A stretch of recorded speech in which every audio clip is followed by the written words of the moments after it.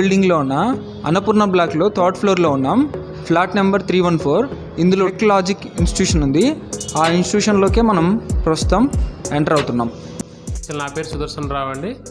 మన ఇన్స్టిట్యూట్ వచ్చేసి technologic institute.